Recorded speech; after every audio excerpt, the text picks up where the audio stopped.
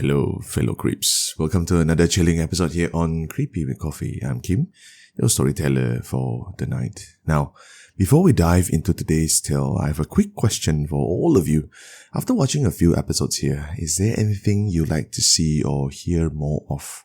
Any visual effects, sound effects, or probably more stories such as haunted hospital, camping stories, possessions? Well, let me know in the comments. I love to hear your thoughts. Now, for tonight's story, have you ever felt excited to go on a camping trip only to have everything go terrifyingly wrong once night falls? In today's story, a peaceful 3 days camp turned into something straight out of a nightmare.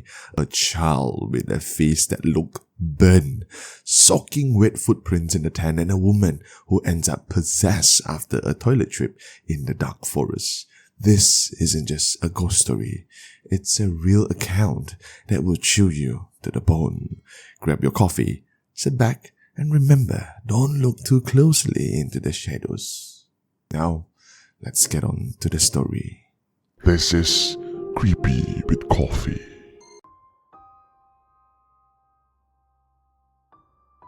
Recently, one of my buddies showed interest in joining me for a camping trip. He even bought a brand new tent. His enthusiasm was off the charts. "When we are going camping, Bob, if we can get 3 days and 2 nights, even better," said my friend Hamid. "I'll check which dates are still available at the campsite lah, Elek," I replied. "It's a peak camping season right now, you know. It's hard to get a spot. You got to book in advance," I reminded him. "Pick a day when it's not too crowded, Bob. That way it'll be more fun. When there are too many people, it kills the vibe," Hamid added. "Alright, I'll sort it out." Eventually, I managed to book us a spot. I chose a weekday so the campsite wouldn't be packed. Check-in was 2 p.m, but we arrived around 10 in the morning.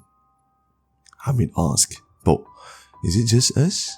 "Well, you did say you didn't want it to be crowded, and it not?" I answered.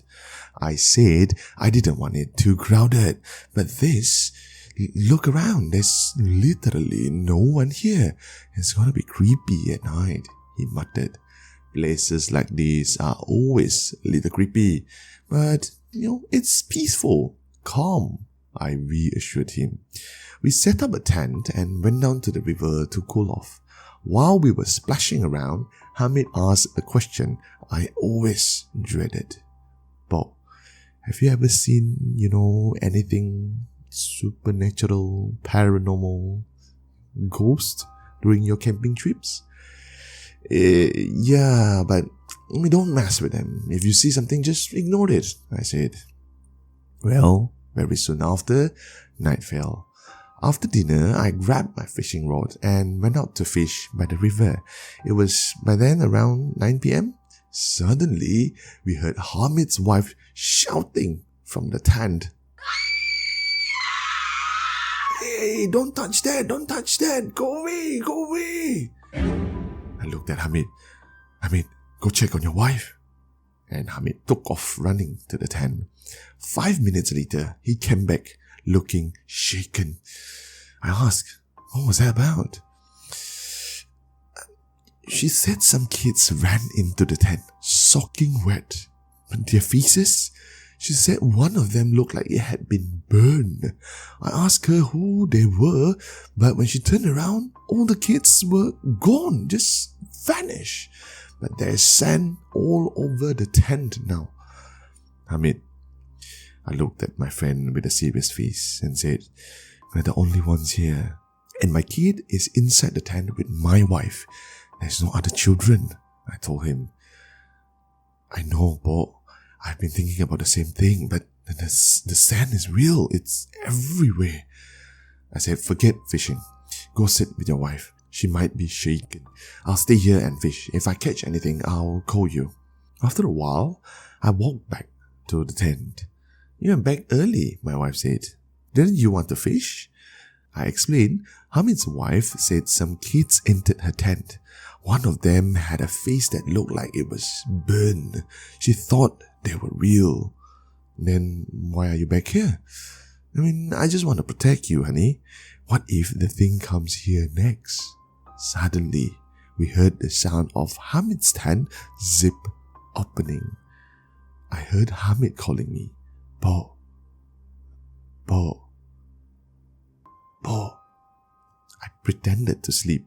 Something was off, but my wife had to say, he's not asleep yet. So I had no choice but to go out. I looked at my friend.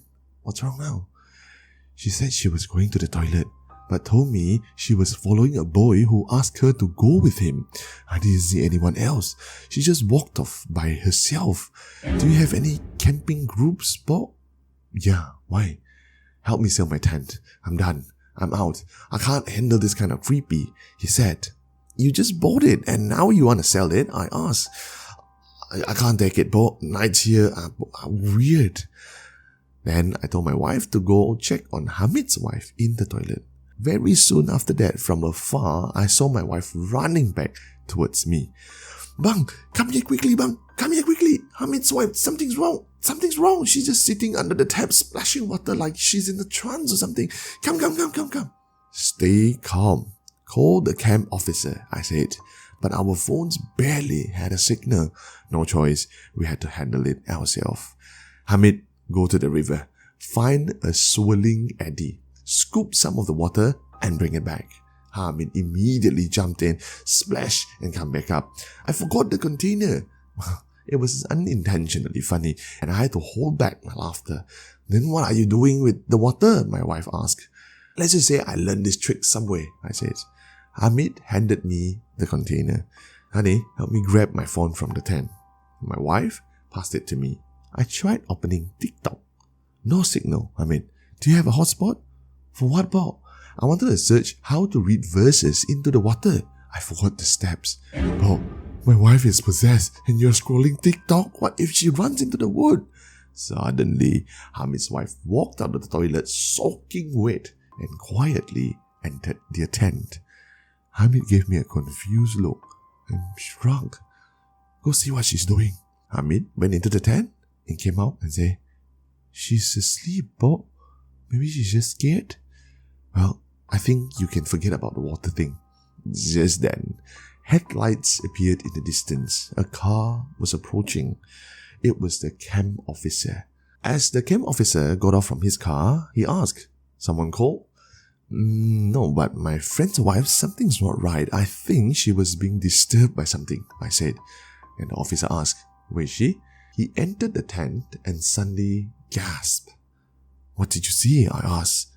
There's a child hanging on her back. And the officer immediately began reciting Ruqyah, casting out the spirit. He called out to her and tried to bring her back to consciousness. When she came to, she looked confused, soaking wet. Then she looked around and said, Who poured water on me? And the officer said, Don't worry about it, just rest. Your tent is now soaked.